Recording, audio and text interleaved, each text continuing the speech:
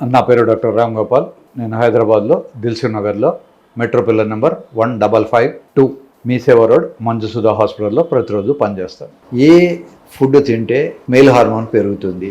Male hormone పెరగాలి అనుకుంటే food కన్నా కూడా ఇంపార్టెంట్ ఎక్సర్సైజ్. సాధ్యమైనంత వరకు ఆయిల్స్ తక్కువ తీసుకోవాలి. ఎక్సర్సైజ్ చేయడానికి వీలుగా బాడీని ట్రిమ్గా ఉంచుకోవాలి. వెజిటేరియన్స్లోనూ టెస్టోస్టెరాన్ సఫిషియెంట్గా ఉండొచ్చు, నాన్ వెజిటేరియన్లోనే ఉండొచ్చు. కనుక ప్యూర్ నాన్ వెజ్ తీసుకున్నా ఈ ప్రాబ్లం రావచ్చు, ప్యూర్ వెజిటేరియన్ తీసుకున్న వాళ్ళకు కూడా ఈ ప్రాబ్లం రాకపోవచ్చు. ఆల్ ఫ్రూట్స్, ఎస్పెషల్లీ దానిమ్మ పళ్ళు, తర్వాత ప్రతి ఏరియాలో కూడా ప్రతి దేశంలో కూడా కొన్ని క్లెయిమ్స్ ఉంటాయి ఆ దగ్గరలో ఉన్నటువంటి చెట్ల నుంచి అవి వస్తాయని.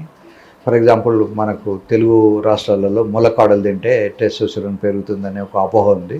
ఇలాగ కొన్ని క్లెయిమ్స్ అవి సైంటిఫిక్గా అవునా కాదో ఎవరు ప్రూవ్ కానీ డిస్ప్రూవ్ కానీ చేయలేదు. Fresh vegetables, fresh fruits vegetarians తినాలి. నాన్ వెజిటేరియన్స్ అయితే ఫ్రెష్గా తీసుకున్నటువంటి మీట్ కానీ ఫ్రెష్గా తీసుకున్నటువంటి చేపలు కానీ తినచ్చు. సో తిండి కన్నా కూడా ముఖ్యమైనది రన్నింగ్. నేను ఇందాక ఒక ఎగ్జాంపుల్ చెప్పినట్టు అడవిలో పులి ఉంటుంది, జింక ఉంటుంది. అవి 2 ఎక్స్ట్రీమ్స్. పులి మాంసమే తింటుంది, జింక గడ్డే తింటుంది. అయినా వాటికి పిల్లలు పుడతారు, సెక్స్ చేస్తాయి. సో వాటికి కామన్ ఫ్యాక్టర్ ఈజ్ రన్నింగ్. మనిషికి రన్నింగ్ అనేది చాలా అవసరం.